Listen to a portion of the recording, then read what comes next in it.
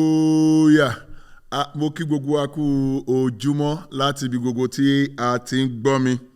Ní orúkọ Ọlọ́run alààyè, a dúpẹ́ lọ́wọ́ Ọlọ́run. Ètò kà wá yẹ láti wà ní àárín àwọn alààyè ní ọjọ́ kìíní ìbẹ̀rẹ̀ ọ̀sẹ̀ tuntun. A dúpẹ́ lọ́wọ́ Ọlọ́run. Gẹ́gẹ́ bí ìṣe wa, ẹ jẹ́ a gbóhùn wa sókè ká dúpẹ́ lọ́wọ́ Ọlọ́run. Pé a wà láàrin àwọn alààyè láàárọ̀ yìí. David wí pé Psalm 150 verse 6 ó ń jẹ́ kí gbogbo ohun tí ó ní ẹ̀mí kí ó yin Olúwa. Ẹ jẹ́ a gbóhùn wa sókè ká yin Olúwa láàárọ̀ yìí. Olúwa a dúpẹ́ pé ó kà wá mọ́ àwọn alààyè. A dúpẹ́ lórí àwọn ọmọ. A dúpẹ́ lórí àwọn òbí. A dúpẹ́ lórí àwọn ọ̀dọ́ wa. A dúpẹ́ lórí àwọn ọkùnrin wa, lórí àwọn obìnrin wa, lórí àwọn ìyá wa, lórí àwọn bàbá wa. A dúpẹ́ o. Mo dúpẹ́ lórí gbogbo ẹbí kọ̀ọ̀kan tó wà lábẹ́ omi láàárọ̀ yìí. Mo dúpẹ́ lórí ará, mo dúpẹ́ lórí ọ̀rẹ́, mo dúpẹ́ pé ẹ kà wá yẹ. Ẹ mú wa rí ọjọ́ tuntun, ẹ mú wa rí ìbẹ̀rẹ̀ ọ̀sán tuntun. Olúwa ẹ ṣé o. Ògo ògo ògo ògo ògo. Lamentation 3:22 ó ní àánú Olúwa ni táwọn ò fi ṣègbé tán. Olúwa dúpẹ́ fún àánú yín tó kà wá yẹ mọ́ àwọn alààyè lónìí. Ògo ni forúkọ Olúwa. Jésù Kristi Olúwa wa. Àmín. Fẹ́ ká dúpẹ́ lọ́wọ́ Ọlọ́run fún àwọn oore rẹ̀. Psalm 107 verse 15. Psalm 107:15. David wípé ènìyàn ìbá máa yin Olúwa nítorí oore rẹ̀ àti nítorí iṣẹ́ ìyanu rẹ̀ sí àwọn ọmọ ènìyàn. Ẹ jẹ́ a dúpẹ́ lọ́wọ́ Ọlọ́run láàárọ̀ yìí fún àwọn oore rẹ̀ lórí ayé wa, fún àwọn oore rẹ̀ àkàìkàtán lórí rẹ̀. Oore rírí jẹ, oore rírí mu, oore rírí ná, oore rírí lò. David wípé yin Olúwa ìwọ ọkàn mi, má sì ṣe gbàgbé gbogbo oore rẹ̀. Ẹ jẹ́ a dúpẹ́ lọ́wọ́ Ọlọ́run fún àwọn oore rẹ̀ láàárọ̀ yìí. Oore ogun tó ń bá wa jà, tó ń bá wa ṣẹ́, oore ọ̀nà tó ń là fún wa, oore ìrànlọ́wọ́, ọba tí ò jẹ́ kójú tì wá, oore ìdáhùn àdúrà. Olúwa ẹ ṣé o. Ògo ni forúkọ Olúwa. Jésù Kristi Olúwa wa. Àmín. Mo fẹ́ ká dúpẹ́ lọ́wọ́ Ọlọ́run lẹ́ẹ̀kan sí fún àwọn ìyanu láti inú ètò ohun Olúwa àtẹ̀yìnwá. Ẹ jẹ́ a gbóhùn wa sókè ká dúpẹ́ lọ́wọ́ Ọlọ́run. Ọlọ́run alágbára ẹ ṣé. A dúpẹ́ o fún àwọn ìyanu, fún iṣẹ́ àmì àti iṣẹ́ ìyanu tó ń ti inú ètò ohun Olúwa jáde sí wa lójoojúmọ́. A dúpẹ́ fún iṣẹ́ agbára. A dúpẹ́ fún iṣẹ́ ìyanu tí ohun yín ṣe nínú ayé wa. A dúpẹ́ fún àwọn ọ̀nà tó ń là. A dúpẹ́ fún ìpèsè. A dúpẹ́ fún ìrànlọ́wọ́. A dúpẹ́ fún àtìlẹ́yìn. A dúpẹ́ fún oore lọ́kan òjọ̀kan nípasẹ̀ ohun yín tó ń jáde sí wa lójoojúmọ́. Olúwa ẹ ṣé o. Ògo ògo ògo ògo ní forúkọ Olúwa. Jésù Kristi Olúwa wa. Àmín. Mo fẹ́ ká fọpẹ́ ṣáájú láàárọ̀ yìí fún àwọn ìyanu tí ó ti nú ètò ohun Olúwa tòní jáde. Ẹ jẹ́ a dúpẹ́ lọ́wọ́ Ọlọ́run ṣáájú. Olúwa dúpẹ́ fún ohun tí ohun yóò ṣe nú ayé wa lónìí. A dúpẹ́ o fún iṣẹ́ àmì àti iṣẹ́ ìyanu tí ohun yín tẹ́ ó fọ̀ sí wa lónìí tí ó ṣe nínú ayé wa. A dúpẹ́ pé ohun yín ò ní bọ́rẹ́lẹ̀. A dúpẹ́ pé ohun yín yóò so èso rere, yóò so èso iṣẹ́ àmì àti iṣẹ́ ìyanu ńlá nínú ayé gbogbo ọkàn tó wà lábẹ́ ètò yìí láàárọ̀. Olúwa ẹ ṣé. Ògo ògo ògo ògo ní forúkọ Olúwa. Jésù Kristi Olúwa wa. Àmín. Mo kí wa káàbọ̀ lẹ́ẹ̀kan sí láàárọ̀ yìí sí ètò ohun Olúwa tòní. Òní ọjọ́ Monday, ọjọ́ 11 oṣù kẹsàn-án. A dúpẹ́ lọ́wọ́ Ọlọ́run tó ń fọ ohun rẹ̀ jáde sí wa lójoojúmọ́. Ọ̀tún ọ̀tún ní ohun Olúwa sí wa. Ǹjẹ́ kí lóhun rẹ̀ sí wa lónìí? Àkórí rẹ̀ mú pé ní òjò oúnjẹ, rain of food. Òjò oúnjẹ. Hallelujah. Mo fẹ́ ká ka Bíbélì láti inú ìwé Exodus orí 19 ẹsẹ̀ 1 sí 13. Exodus chapter 16 verses 1-3. Exodus 16 verses 1-3. Bíbélì wípé ìjọ àwọn ọmọ Ísírẹ́lì mú ọ̀nà wọn pọ̀n kúrò ní Élímù. Wọ́n sì dé sí ijù Síní tí ó wà láàrin Élímù àti Sinai ní ọjọ́ 15 oṣù kejì tí wọ́n jáde kúrò ní ilẹ̀ Íjíbítì. Gbogbo ìjọ àwọn ọmọ Ísírẹ́lì sì ń kùn sí Mósè àti Árónì ní aginjù. Àwọn ọmọ Ísírẹ́lì sì wí fún wọn pé àwa ìbá ti ọwọ́ Ọlọ́run kú ní Íjíbítì níbi tí àwa ti jókòó ti kòkò ẹran tí a sì ń jẹ ohun gbogbo tí a fẹ́ ní àjẹyó. Ṣùgbọ́n ìmú wa wá sí aginjù sínú ijù yìí láti fi ebi pa wá títí a ó fi kú. Gbọ́ mi jẹ́ ń dánu dúró níyìn. Àwọn ọmọ Ísírẹ́lì parọ́ níyìn. Oúnjẹ Yorùbá ní oúnjẹ tí wọ̀fà ń jẹ lóko olówó kì í ṣàjẹ yóò. Oúnjẹ láti lágbára láti lọ ṣiṣẹ́ ní àbájọ Psalm 127 verse 2. Psalm 127 verse 2. Bíbélì wí pé ó ní ègbé ó ní ègbé ni fún àwọn tó jí ní kùtùkùtù láti ṣiṣẹ́ tí wọ́n wá pẹ́ ṣíwọ́ láti jẹ oúnjẹ ìkáàánú. Gbọ́ mi, oúnjẹ tí wọ́n jẹ ní ilẹ̀ Íjíbítì oúnjẹ ìkáàánú ni, kì í ṣe oúnjẹ àjẹyó. Oúnjẹ inú ẹ̀wọ̀n, oúnjẹ inú ìsìnrú, kì í ṣe oúnjẹ ìfọ̀kànbalẹ̀. Lórúkọ Jésù ò ní jẹrú oúnjẹ bẹ́ẹ̀. Lórúkọ Jésù bẹ́ẹ̀ ni kórí. Jẹ́ àtẹ̀síwájú ní ẹsẹ̀ 4. Nígbà náà ni Olúwa wí fún Mósè pé verse 4, èmi yóò rọ òjò oúnjẹ hallelujah láti ọ̀run wá fún yín. Àwọn ènìyàn yóò sì máa jáde ní ọjọ́ kọ̀ọ̀kan, kíyèsí ohun tó lọ́run sọ, láti kó ìwọ̀nba oúnjẹ tí ó tó fún oúnjẹ òòjọ́ wọn. Ní ọ̀nà yìí èmi yóò fi dán wọn wò láti mọ̀ bóyá wọn yóò máa tẹ̀lé ìlànà mi. Ọlọ́run pinnu láti rọ òjò oúnjẹ sínú ẹbí kan tó ń gbóhùn mi láàárọ̀ yìí. Ọlọ́run ṣetán láti rọ òjò oúnjẹ sínú fámìlì kan, sínú ayé kọ́pù kan tó ń gbóhùn mi láàárọ̀ yìí, sínú ayé ọkùnrin kan, obìnrin kan, ọmọ kan tó ń gbóhùn mi láàárọ̀. Ọlọ́run ṣetán láti rọ òjò oúnjẹ.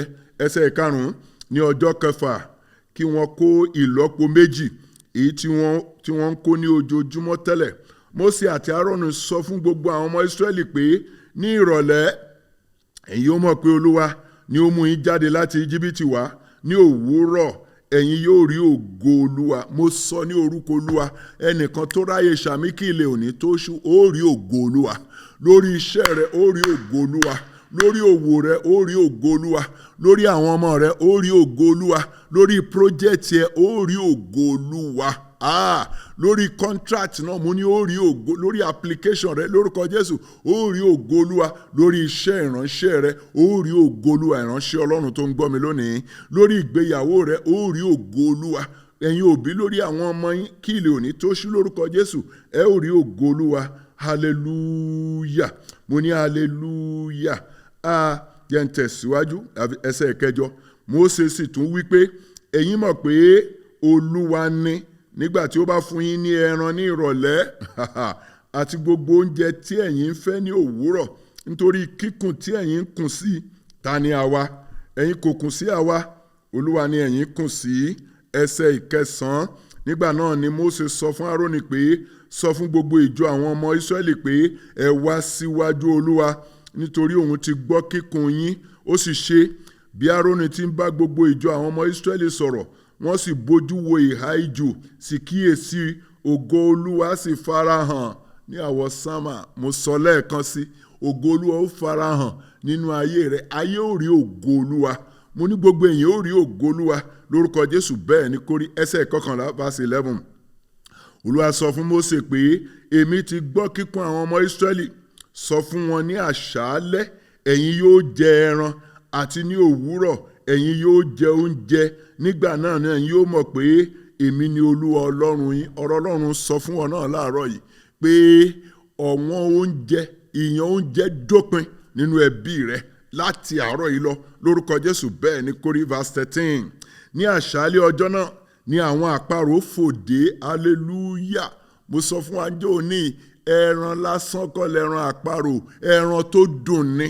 Ní àṣálẹ́ ọjọ́ náà ni àparò fòdé. Kí ilẹ̀ òní tó ṣú, òjò tọ́lọ́run ṣèlérí lórúkọ Jésù, òjò oúnjẹ yóò rọ̀ sẹ́bí rẹ lórúkọ Jésù bẹ́ẹ̀ ni kórí. Bẹ́ẹ̀ sọ pé wọ́n sì bọ àgọ́ mọ́lẹ̀ ní òwúrọ̀, ìrì sì sẹ̀yí gbogbo àgọ́ náà ká. Ògo ni forúkọ Olúwa. Hallelujah. Jẹ́ n bẹ̀rẹ̀ báyìí pé ohun ìfọ̀kànbalẹ̀ ni ohun tí Ọlọ́run fọ̀ sí ọ lónìí. Ohun pé ọ̀pọ̀ oúnjẹ ń bọ̀. Hallelujah. Ọ̀pọ̀ oúnjẹ ń bọ̀. Gbọ́ mi, ọ̀pá oúnjẹ kò ní ṣẹ́ mọ́ ọ lẹ́nu. Mo ní ọ̀pá oúnjẹ ò ní ṣẹ́ mọ́ ọ lẹ́nu. Orísun àtijẹ àtimú rẹ ò sì ní dí, kò ní gbẹ lórúkọ Jésù bẹ́ẹ̀ ni kórí. Ọlọ́run sọ fún ẹnìkan láàárọ̀ yìí pé kí n sọ fún ọ pé má bẹ̀rù, má ṣe bẹ̀rù, ìyà ò ní jẹ ọ́ lórúkọ Jésù. Má ṣe bẹ̀rù, gbọ́ mi. Má ṣe bí àwọn ọmọ Ísírẹ́lì ṣiṣẹ́, má kùn pẹ̀lú, má ṣe kùn sí Ọlọ́run lọ́rùn. Hallelujah. Àwọn ọmọ Ísírẹ́lì ti gbàgbé pé oúnjẹ ìpọ́njú ni wọ́n ń jẹ ní Íjíbítì. Oúnjẹ ìpọ́njú ni, oúnjẹ ìpọ́njú ni, kì í ṣe oúnjẹ ìfọ̀kànbalẹ̀. Mo sọ ní orúkọ Olúwa sínú ayé ẹnìkan láàárọ̀ yìí lórúkọ Jésù, o ò ní jẹ oúnjẹ ìpọ́njú. Mo ló ò ní jẹ oúnjẹ ọ̀tá rẹ lórúkọ Jésù. Bẹ́ẹ̀ ni kórí. Ọlọ́run wá ṣèlérí láti ṣí fèrèsé ọ̀run àti láti rọ òjò oúnjẹ. Lónìí mo rí ọwọ́ Ọlọ́run tó ń ṣí fèrèsé ọ̀run, mo sì rí òjò oúnjẹ lọ́pọ̀lọpọ̀ tó ń rọ̀ sórí ẹbí rẹ láti òní lọ. Láti òní lọ o ò ní ṣagbe jẹun. Mo ní lórúkọ Jésù, o ò ní ṣagbe jẹun. Ògo ni forúkọ Olúwa. Láti òní lọ mo sọ ní orúkọ Olúwa, ebi àárọ̀ ò ní pa ọ́. Ọlọ́run ṣèlérí fún àwọn ọmọ Ísírẹ́lì, ó ní àṣálẹ́ mi ó rọ òjò oúnjẹ, ní àárọ̀ ẹ ó jẹun. Mo sọ ní orúkọ Olúwa, láti òní lọ ebi àárọ̀ ò ní pa ọ́, ebi alẹ́ ò sì ní pa ọ́ lórúkọ Jésù. Bẹ́ẹ̀ ni kó ìwà àtẹbí rẹ, mo ní láti òní lọ ebi àárọ̀ ò ní pa yín, ebi alẹ́ ò sì ní pa yín lórúkọ Jésù. Ó ti rí bẹ́ẹ̀. Gbọ́ mi, tó bá jẹ́ pé láti ọ̀dọ̀ Ọlọ́run ni, orísun náà ò lè gbẹ. The supply cannot fail. Tó bá yẹ pé Ọlọ́run ló bá ṣèlérí láti rọ òjò oúnjẹ, òjò náà ò lè dá. Láti òní lọ mo rí Ọlọ́run tó ṣí fèrèsé ọ̀run tó sì ń rọ òjò oúnjẹ láì dáwọ́ dúró sórí ìwọ àti ẹbí rẹ lórúkọ Jésù. Bẹ́ẹ̀ ni kó rí. Gbọ́ mi, ohun tá a tún kà nínú Bíbélì láàárọ̀ yìí, ẹsẹ̀ 11 sí 13 ni pé kì í ṣe oúnjẹ lásán lọ́lọ́run rọ̀jò sí ibùdó àwọn ọmọ Ísírẹ́lì. Àdídùn oúnjẹ ni, ó rọ òjò oúnjẹ àparò. Hallelujah. Ó rọ òjò ẹyẹ àparò, ó rọ àdídùn sínú ẹbí wọn. Láti òní lọ mo sọ ní orúkọ Olúwa, Olúwa kó bẹ̀rẹ̀ sí ní rọ òjò oúnjẹ àdídùn sínú ayé rẹ, sínú ẹbí rẹ. Ó ti rí bẹ́ẹ̀. Ògo ni forúkọ Olúwa. Jésù Kristi Olúwa wa. Àmín. Àmín lórúkọ Jésù. Àkókò tó ká gbàdúrà.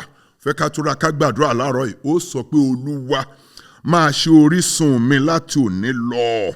Àti jẹ àti mu ò gbọdọ̀ wọ́n èmi àti ẹbí mi mọ́. Ẹ pe orúkọ Jésù, ẹ gbàdúrà. Ọlọ́run alágbára, máa ṣe orísun mi láti òní lọ. Àti jẹ àti mu ò gbọdọ̀ wọ́n mi nínú ẹbí mi mọ́.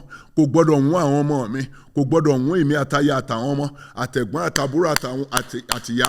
Olúwa máa ṣe orísun wa láti òní lọ.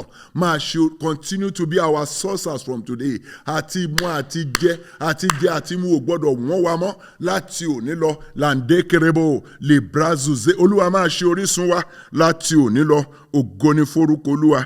Jésù Kristi Olúwa wa. Ó gbàdúrà. Olúwa, mo kọ̀ láti jẹun ọ̀tá mi. Máa pèsè fún àtijẹ àti mu mi lójoojúmọ́. Ẹ pe orúkọ Jésù, ẹ gbàdúrà. Ọlọ́run alágbára, èmi àtaya mi àtàwọn ọmọ mi nínú ẹbí wa, a kọ̀ láti jẹ oúnjẹ ọ̀tá wa. A ò ní jẹ oúnjẹ ọ̀tá wa. Ọlọ́run alágbára, láti òní lọ máa pèsè fún àtijẹ àti mu wa lójoojúmọ́. Máa pèsè fún àtijẹ àti máa rọ òjò àtijẹ àti mu fún wa lójoojúmọ́. Èmi àtaya mi àtàwọn ọmọ mi nínú ẹbí wa, nílé ni lóko níbi tá a ta gbòǹgbòdé, a ò ní jẹ oúnjẹ ọ̀tá wa. A ò ní jẹ oúnjẹ ọ̀tá wa. Landekerebo librazu zeke rubo shataya andededededede. Jésù Kristi Olúwa wa. Àmín. Dáfídì wípé, Psalm 37 verse 25. Dáfídì wípé, èmi ti wà ní èwe ní ṣùgbọ́n nísinsìnyí mo ti di àgbà. Èmi kò rí ká kọ olódodo sílẹ̀ tàbí kí irú ọmọ rẹ̀ máa ṣàgbéjẹun. Ó gbàdúrà. Olúwa, ọmọ rẹ ni mo jẹ́. Má jẹ́ kí èmi àti ẹbí mi ṣàgbéjẹun láéláé. Pẹ̀lú àrọ́mọdọ́mọ mi, má jẹ́ àṣàgbéjẹun láéláé. Ẹ pe orúkọ Jésù, ẹ gbàdúrà. Ọlọ́run alágbára, ọmọ rẹ la jẹ́ o.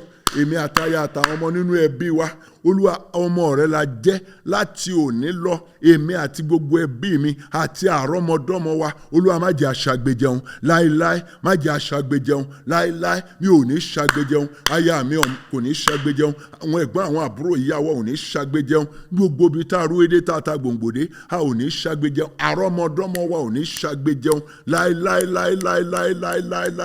Olúwa, ọmọ rẹ la jẹ́. Má jẹ́ àṣàgbéjẹun láéláé. Ògo ni forúkọ Olúwa. Jésù Kristi Olúwa wa gbàdúrà. Olúwa ṣí fèrèsé ọ̀run lé mi lórí, èmi àti ẹbí mi látòní lọ. Máa rọ òjò oúnjẹ tá a fẹ́ àti lákòókò tá a fẹ́. Ẹ pe orúkọ Jésù, ẹ gbàdúrà. Ọlọ́run alágbára, ṣí fèrèsé ọ̀run lé orí èmi àti ẹbí mi. Ṣí fèrèsé ọ̀run lé wa lórí láti òní lọ. Máa rọ òjò oúnjẹ tá a fẹ́ àti lákòókò tá a fẹ́. Máa rọ̀ wọ́n lé wa lórí láti òní lọ. Olúwa ṣí fèrèsé ọ̀run. Olúwa ṣí fèrèsé ọ̀run. Làtẹ́kẹrẹbò lè brazu zakarababa. Olúwa ṣí fèrèsé ọ̀run lé mi àti ìdílé mi lórí látòní lọ. Máa rọ òjò oúnjẹ tá a fẹ́ àti lákòókò tá a fẹ́. Òjò oúnjẹ tá a fẹ́ àti lákòókò tá a fẹ́. Olúwa máa rọ̀ òjò rẹ̀ lé wa lórí. Ògo ni forúkọ Olúwa. Jésù Kristi Olúwa wa. Àmín, àmín, àmín lórúkọ Jésù. Gbàdúrà. Olúwa látòní lọ, ebi àárọ̀ ò gbọ́dọ̀ pa mí, ebi alẹ́ ò gbọ́dọ̀ pa mí, èmi àti ẹbí mi. Ẹ pe orúkọ Jésù, ẹ gbàdúrà. Ọlọ́run alágbára, mo gbàdúrà látòní lọ, ebi àárọ̀ ò gbọ́dọ̀ pa èmi àti ẹbí mi o. Ebi alẹ́ ò gbọ́dọ̀ pa wá o. Ebi àárọ̀ ò gbọ́dọ̀ pa wá o. Látòní lọ, ebi alẹ́ ò gbọ́dọ̀ pa wá mọ́. Ebi àárọ̀ ò gbọ́dọ̀ pa wá mọ́. Làǹdékèrèbò, èmi àti gbogbo ẹbí mi, gbogbo ibi tí mo rúwédé, tí mo ta gbòǹgbòdé. Olúwa láti òní lọ, Olúwa rántí májẹ̀mú rẹ̀ sí wa. Ebi alẹ́ ò gbọ́dọ̀ pa wá o. Ebi àárọ̀ ò gbọ́dọ̀ pa wá tọmọtọmọ o. Ògo ni forúkọ Olúwa. Jésù Kristi Olúwa wa. Fẹ́ kó gbàdúrà. Àwọn ọmọ Ísírẹ́lì ń kùn, wọ́n ń kùn.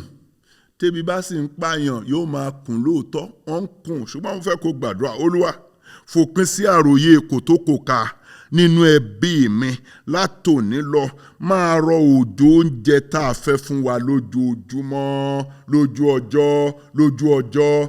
ọjọ́. Ẹ pe orúkọ Jésù, ẹ gbàdúrà. Ọlọ́run alágbára, fòpin sí àròyé kòtókòká nínú ẹbí mi látòní lọ. Olúwa, ohun rere gbogbo tọkàn wa ń fẹ́ lórúkọ Jésù, máa rọ̀jò rẹ̀ fún wa lójú ọjọ́. Àwọn oúnjẹ tọkàn wa ń fẹ́, Olúwa máa rọ̀jò wọn fún wa lójú ọjọ́. Fòpin sí àròyé kòtókòká, fòpin sí àròyé kòtókòká. Láǹdékèrèbò librazuza, ìyàn ò gbọ́dọ̀ mú wa nínú ẹbí wa. Gbogbo ìdílé tó ń gbàdúrà, ìyàn ò gbọ́dọ̀ mú wa. Olúwa fòpin sí àròyé kòtókòká. Máa fojoojúmọ́ rọ̀jò oúnjẹ tá a fẹ́ lójú ọjọ́. Ògo ni forúkọ Olúwa. Jésù Kristi Olúwa wa. Àmín. Ẹsẹ̀ bíbélì tá a kà, Exodus 16 verse 13. Ó sọ pé ní àṣálẹ́ ọjọ́ náà àwọn àparò fò dé, hallelujah, wọ́n sì bo àgọ́ mọ́lẹ̀.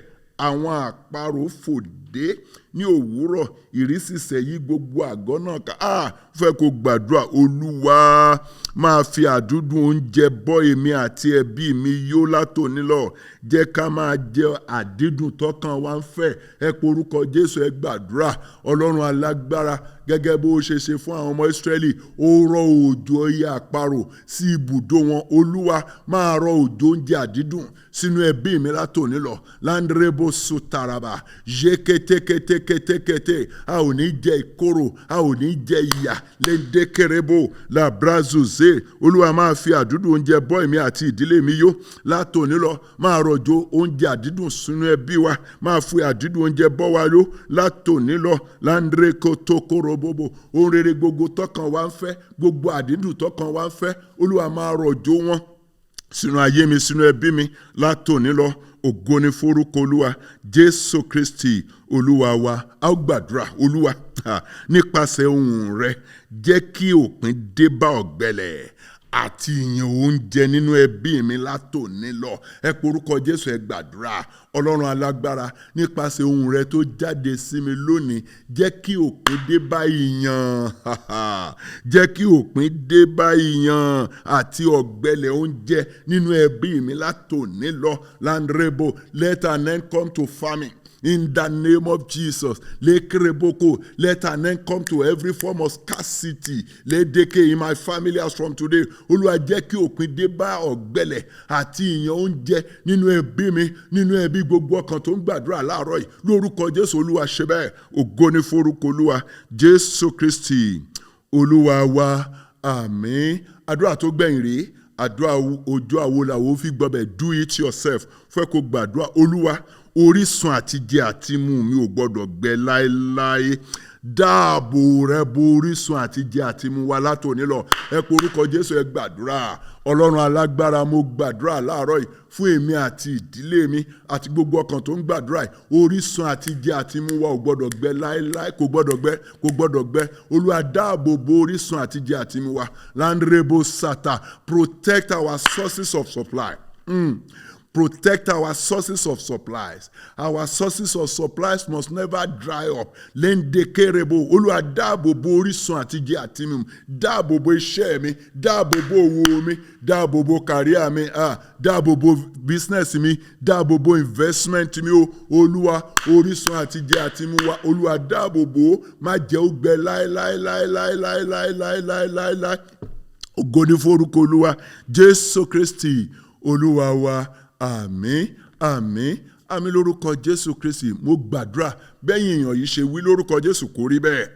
Olúwa ó jẹ́ orísun fún ọ láti òní lọ. Orísun àtijẹ àtimú. Olúwa ó jẹ́ orísun àtijẹ àtimú rẹ látòní lọ lórúkọ Jésù Kristi. Bẹ́ẹ̀ ni kó rí. Ìwọ àti ẹbí rẹ, ebi ò ní pa yín, ìyàn ò ní mú yín lórúkọ Jésù. Bẹ́ẹ̀ ni kó rí. Ọmọ Ọlọ́run ló jẹ́. Ìwọ àti ẹbí rẹ àtàrọ ọmọdọ́mọ rẹ lórúkọ Jésù. Ẹ ò ní ṣàgbéjẹun. Mo lẹ́ ò ní ṣàgbéjẹun.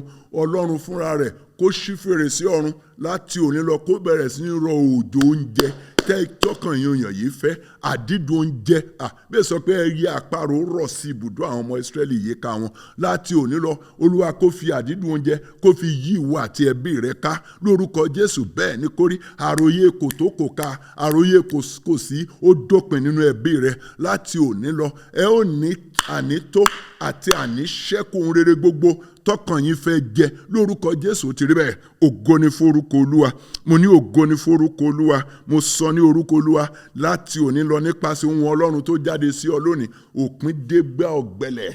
Òpin dé bá àìní nínú ayé rẹ, nínú ẹbí rẹ. Òpin dé bá ìyàn oúnjẹ nínú ẹbí rẹ. Ẹ ó jẹ àjẹyó, àjẹṣẹ́kù láti òní lọ. Mo sọ ní orúkọ Olúwa, ara ò ní ní ọ nínú ẹbí yín, ara ò ní ní ọ lórúkọ Jésù. Bẹ́ẹ̀ ni kó rí. Orísun àtijẹ àtimú rẹ, Olúwa kó dáàbò bò ó. Olúwa kó dáàbò bò. Ajẹnirun ò ní wọnú ẹbí rẹ, kò ní wọnú òwò rẹ, kò ní wọnú iṣẹ́ rẹ, kò ní wọnú orísun àtijẹ àtimú rẹ. Olúwa ó dáàbò bò. Bẹ́ẹ̀ ni kó rí. Òjò oúnjẹ irọ́ sórí ilẹ̀ Ísírẹ́lì. Láti òní lọ, mo rí òjò oúnjẹ náà tó ń rọ̀ lójoojúmọ́. The Lord will bless you and make you a blessing unto others. So shall it be. In Jesus' name. Hallelujah. Amen. Hallelujah. Mo kí wa kú oríire pé a wà ní orí ètò yìí láàárọ̀ yìí. Ògo ni fún orúkọ Olúwa. Òjò náà ti bẹ̀rẹ̀ sí ní rọ̀. Ó ti ń rọ̀. Ó ní ànító àti àníṣẹ́kù oúnjẹ. Ó ní tọrọ jẹ. Lórúkọ Jésù mo ló ní tọrọ mu. Ó ti rí bẹ́ẹ̀. Ògo ni forúkọ Olúwa. Àwa tá ò bá ti subscribe sí YouTube channel Freedom Arena, ẹ jẹ́ ká subscribe. Mo sì fẹ́ ká máa tẹ like button, ká sì máa share ètò yìí pẹ̀lú àwọn olólùfẹ́ wa, and encourage those that you are sharing with to share with their loved ones as well, and ask them to subscribe as well. Àwa tá a bá ní ẹ̀rí tọ́lọ́run fún wa ní ẹ̀rí, I want us to send your testimonies. Please send your testimonies to the email address on the screen. Or if it is by WhatsApp text, send it to the number on your screen as well. Yóò dára fún wa lórúkọ Jésù Kristi. A ó tún máa pàdé lórí ètò ohun Olúwa yìí lọ́la lágbára Ọlọ́run lákòókò kan náà títí di ìgbà náà. Ire kabiti yóò ti yí kàn. Òjò ẹ̀rí ńlá yóò ti rọ̀ sórí ẹbí rẹ. Mo lójò ìyanu ńlá yóò ti rọ̀ sórí ẹbí rẹ. Ìjáde rẹ lónìí yóò já sí ayọ̀. Ìwọlé rẹ yóò sì já sí rere. Lórúkọ Jésù. Bẹ́ẹ̀ ni kó rí. Ó jáde láyọ̀, ó sì fi ẹ̀rí ńlá wọlé. Ó ti rí bẹ́ẹ̀ o. Jésù lolúwa. Àmín.